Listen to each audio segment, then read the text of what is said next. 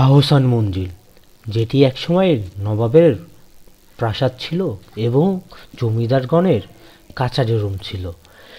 এই আহসান মঞ্জিলের অনেক ইতিহাস রয়েছে। নবাবদের সঠিকভাবে পুঙ্খানুপুঙ্খভাবে ইতিহাস জানতে চাইলে আপনার গা শিউরে উঠতে পারে, কারণ এর ইতিহাস অনেক ভয়ানক। এর ইতিহাসে আপনি অনেক কিছু জানতে পারবেন, যেটা শুনলে আপনার গা ছমছম করে উঠতে পারে।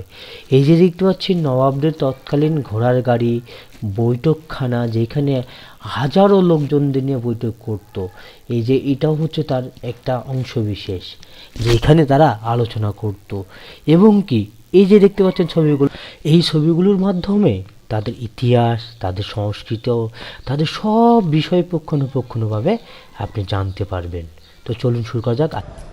হ্যাঁ, হ্যালো হোয়াটসঅ্যাপ গাইস, কী অবস্থা সবার, কেমন আছেন সবাই? আশা করি সবাই ভালো আছেন। তো আজকে চলে আসছি আমরা আহসান মঞ্জিলে। হ্যাঁ, আমার পিছনের এই যে বিল্ডিংটা দেখতে পাচ্ছেন, এটাই হলো সেই আহসান মঞ্জিল। আজকের এই ভিডিওতে বিস্তারিত থাকবে আহসান মঞ্জিলের সম্পর্কে এবং এর ইতিহাস সম্পর্কে পুঙ্খানুপুঙ্খানুভাবে আপনাদেরকে সবটুকু নিয়ে থাকবে আজকের এই ভিডিও। তো বেশি দেরি করবো না, চলে যাবো মেন ভিডিওতে।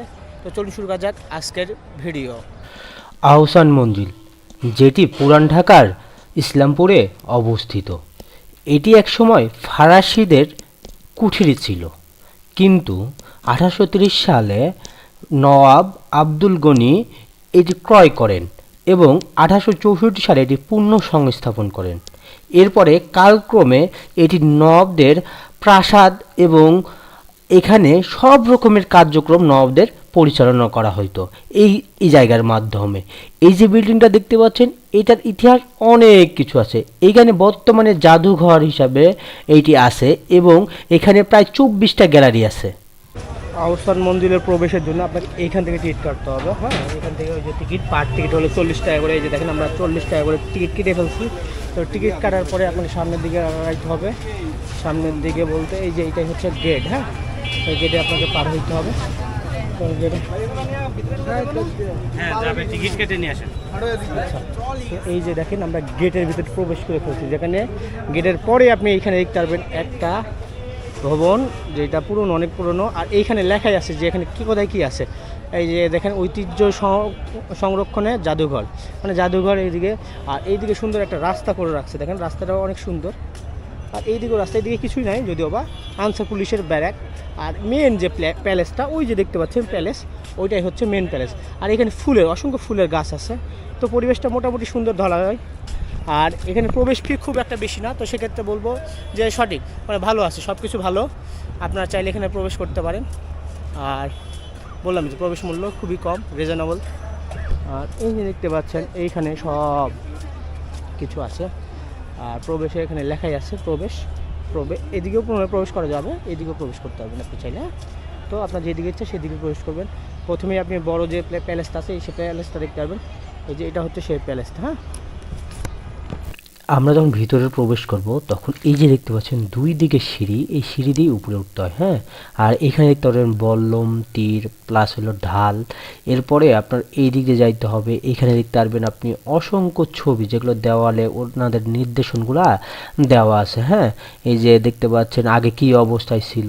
এই যে এটা হচ্ছে কিন্তু লাইট, হ্যাঁ, যেটা আগে ছিল লাইটিংয়ের ব্যবস্থা, সেই লাইটিংটা হচ্ছে এই যে এইটা।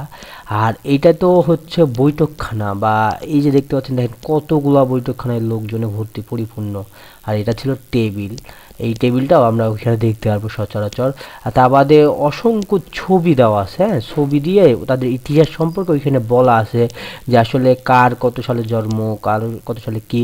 আর এগুলো হচ্ছে দাঁতের ট্রিটমেন্ট করার জন্য যে জিনিসপত্রগুলো লাগে সেইগুলো। হ্যাঁ, এগুলো আপনি সচরাচর কোনো জায়গায় দেখতে পারবেন না, কিন্তু ওই জায়গায় যাইলে আপনি দেখতে পারবেন। তা বাদে এখানে সব রকমের নব, প্লাস হলো তাদের যে লোকজন ছিল, তাদের ছবিগুলো দেওয়া আছে এখানে। আর এই যে দেখতে পাচ্ছেন, দেখেন এইখানে হলো ছুরি আছে, প্লাস হইলো ছুরির যে খোপটা থাকে সেই খোপটা আছে, প্লাস হইলো এখানে কিছু ইতিহাস লেখা আছে। আর এইটা হচ্ছে চেয়ার, নবাবদের যে চেয়ার ছিল সেই চেয়ারটা হচ্ছে এইটা। যদিও বা এই ছবিগুলো সচরাচর দেখা যায় না। আর এইটা দেখতে পাচ্ছেন, এটা বারান্দার নিচে, বুঝছেন, এটা হচ্ছে বারান্দার নিচে। আর এই যে দেখেন, এইটা দিয়ে কিন্তু বারান্দার উপরে আবার ওঠা যায়, যেটাকে সাধারণত কোঠা বলা হয়। এই কোঠা, যদিও বা এটা প্রবেশ নিষেধ করা আছে, এই জন্য কেউ উঠতে পারে না। আসলে কোঠা বা গুপ্ত যে জায়গাগুলো থাকে সেই জায়গাগুলোর জন্য এগুলো করা আছে, হ্যাঁ।